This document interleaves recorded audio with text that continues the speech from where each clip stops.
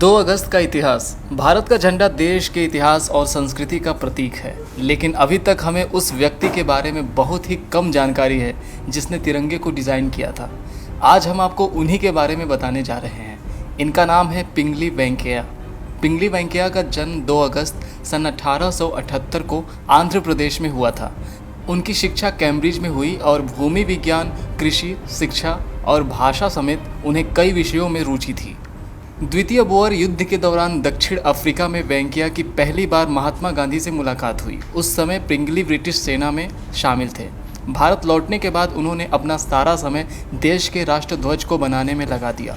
सन 1916 में उन्होंने एक बुकलेट प्रकाशित की जिसमें कई देशों के झंडे थे और कई झंडों के नमूने थे। सन 1921 में वेंकैया ने विजयवाड़ा में महात्मा गांधी से मुलाकात की और झंडे का प्रारंभिक स्वरूप उन्हें दिखाया। इस झंडे में 2 रंग शामिल था, लाल और हरा, जो हिंदू और मुसलमानों का प्रतीक था। लाला हसरंज की सलाह पर गांधी जी ने झंडे के प्रारंभिक स्वरूप में कुछ बदलाव किए। झंडे में सफ़ेद रंग, जो शांति का प्रतीक है, उसे जोड़ने को कहा और ध्वज के बीच में चरखा शामिल करने को कहा। गांधी चरखे को आत्मनिर्भरता से जोड़कर देखते थे।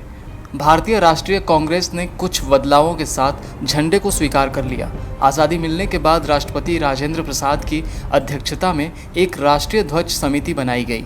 इस समिति ने वेंकैया द्वारा प्रस्तुत तिरंगे को स्वीकृति दी, लेकिन चरखे की जगह अशोक चक्र ने ले ली। हालांकि आज़ादी के बाद पिंगली वेंकैया का देश के प्रति योगदान और राष्ट्रीय ध्वज के निर्माण में उनके योगदान को इतिहास के कोने में भुला दिया गया। वेंकैया के पोते घंटशाला गोपी कृष्ण कहते हैं कि उनके दादा सच्चे देशभक्त थे, लेकिन आज़ादी के बाद उनके योगदान को भुला दिया गया। 4 जुलाई सन 1963 को बड़ी दयनीय हालत में वेंकैया का निधन हो गया। इतिहास के पन्नों में 2 अगस्त एक चीज़ के लिए जाना जाता है। दरअसल इसी दिन सन 1987 में भारत के विश्वनाथन आनंद ने फिलीपींस में आयोजित विश्व जूनियर शतरंज चैंपियनशिप में खिताबी विजय हासिल की थी। वह यह कारनामा करने वाले पहले एशियाई शतरंज खिलाड़ी थे। हर खबर पर होगी आपकी पकड़। सब्सक्राइब करिए हमारे चैनल विद्रोही आनंद को और बेल आइकॉन दबाना न भूलिए।